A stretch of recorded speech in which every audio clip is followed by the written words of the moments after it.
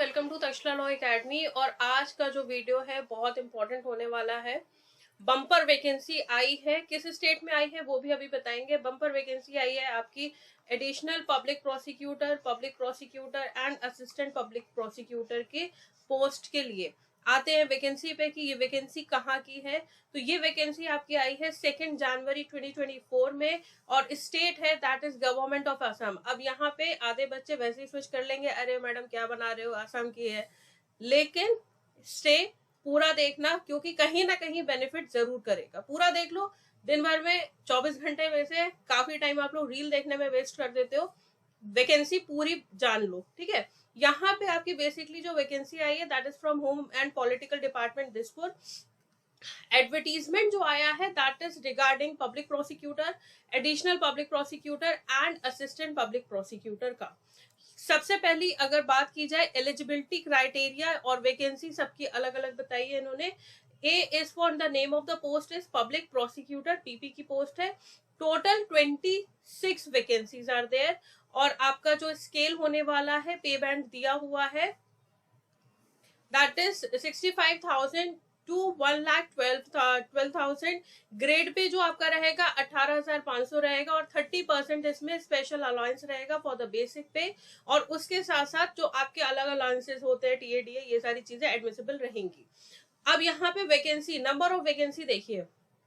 Number of vacancy में unreserved की total जो आपकी वैकेंसी है वो 26 है।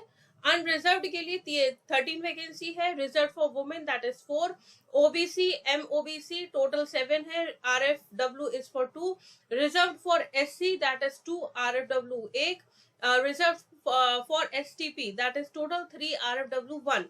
Reserve for STH that is total 1, RFW नहीं है इसमें। तो ग्रैंड टोटल आपका 24 है, आरएफडब्ल्यू 8 है। पीडब्ल्यूबीडी की अगर बात करें तो 1 है। और एक्स सर्विसमैन की बात करें तो 1 है।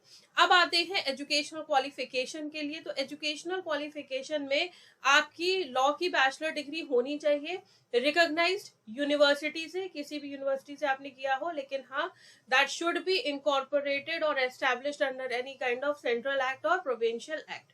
उसके साथ साथ अगर आपने गवर्नमेंट ऑफ असम या किसी और यूनिवर्सिटी जो कि असम गवर्नमेंट के थ्रू ही रिकॉग्नाइज्ड है या कमीशन है, वहां से किया है तो भी बेहतर।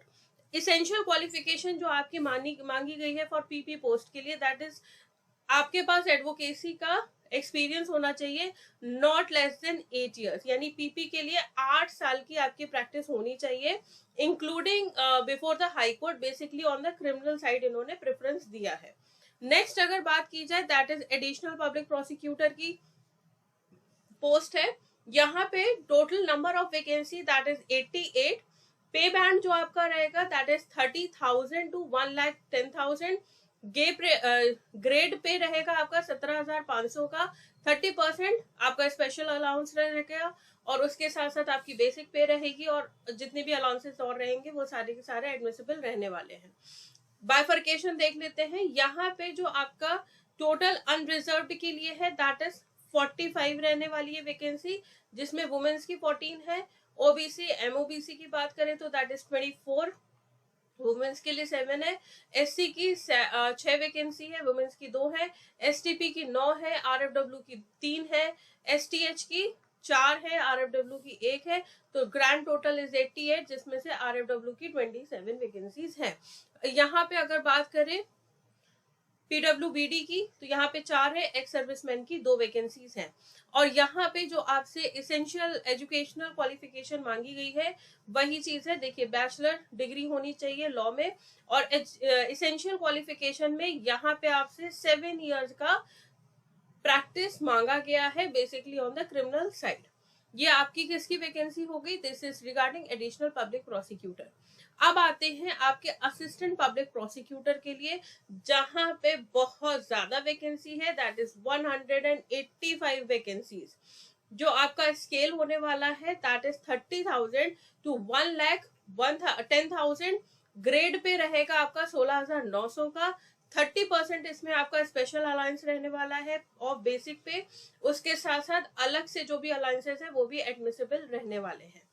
टोटल अगर बात की जाए आपके जनरल में अनरिजर्व्ड कैटेगरी में तो दैट इज 94 और वुमेन्स की बात करें तो 28 है।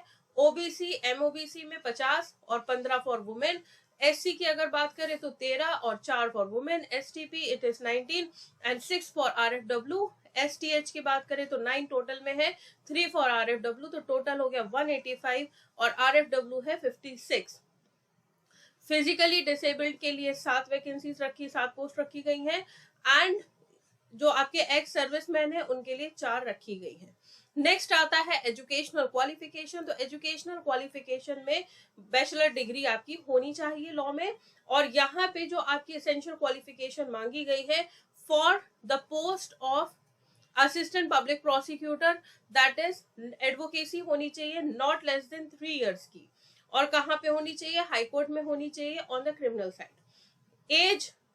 एज लिमिट जो आपसे मांगी गई है, एज जो आपसे मांगी गई है that is not less than 21 years और not more than 45 years. 45 years को एक्सटेंड किया गया, पहले आपकी कम थी अब ज्यादा कर दी है, और ये आपका कब से कैलकुलेट होगा, दैट इज 1 जनवरी 2024।